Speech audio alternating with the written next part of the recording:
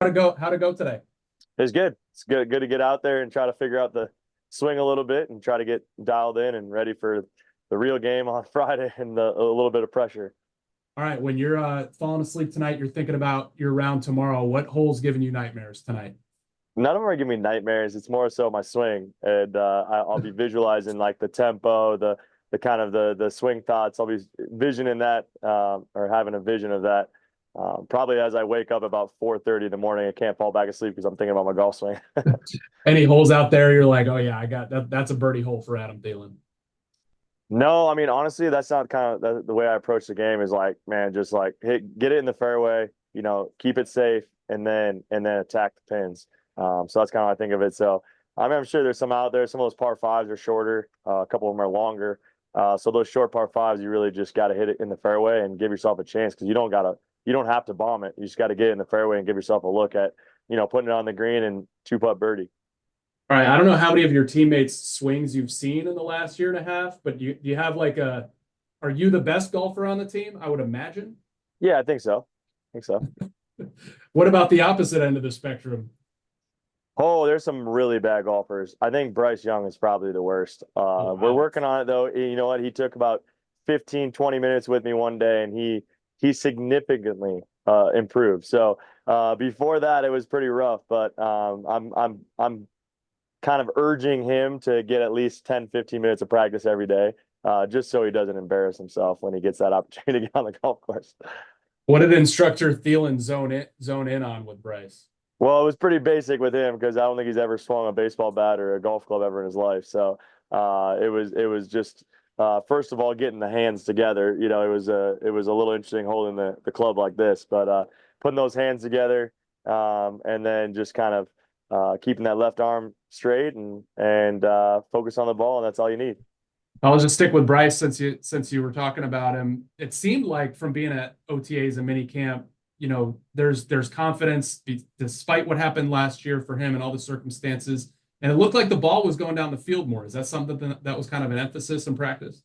Yeah, I mean, I think everything was kind of stacked against Bryce and this football team last year, and so I think just not only that, but just going into year two, you always see guys from year one to year two just kind of come into that offseason with a little bit more confidence, a little bit, as a quarterback having that kind of ability to prove yourself as a leader rather than just being thrown into the fire.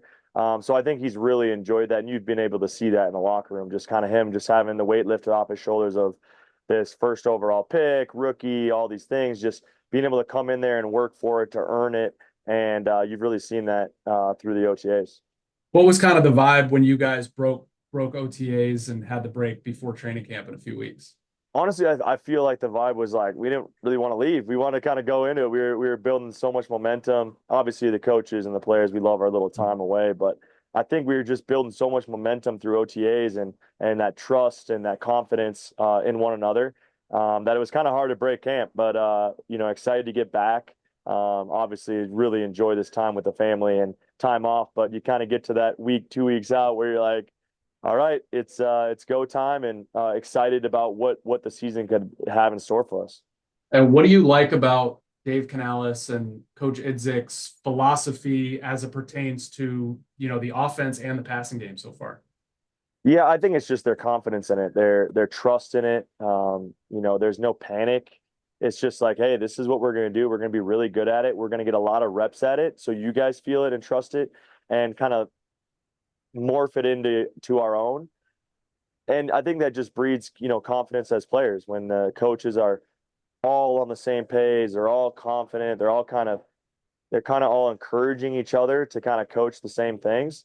You feel that as a player, and it's really exciting. And we're just kind of trying to feed off that momentum that I said that we have kind of been building over the OTAs and start up training camp with just kind of a mindset that we're not going to let what happened last year happen. We have too many competitors, too many talented football players, too many great coaches to let something like that ever happen again. So really focused on that and excited about it. Last one, I'll let you go. I know you guys have a couple new names in the receiver room. Xavier Leggett, what impresses you the most when you see that guy work on the field? And I know he's just a rookie, but Yeah, there's a few things. I think number one, he's a great guy. He's been really fun to be around. Obviously the country accent is pretty funny, but beyond that, he's a really great kid, and excited to continue to go to work with him. You really, as a player and as a teammate, you just want to see guys love the game, work hard, treat each other with respect. And he's one of those guys. And those are the guys that you root for. You want those guys to have success. The guys that do things the right way, that want to learn, that want to be a great player. I think at times, honestly, he's got to be kind of pulled back because he wants to go and do extra stuff and get the field work in, out of the building and do all these things because he wants it so bad. He wants to be a great receiver in this league, and you can't fault him for that. So very excited about what that will look like as he, kind of morphs into the player that we expect him to be.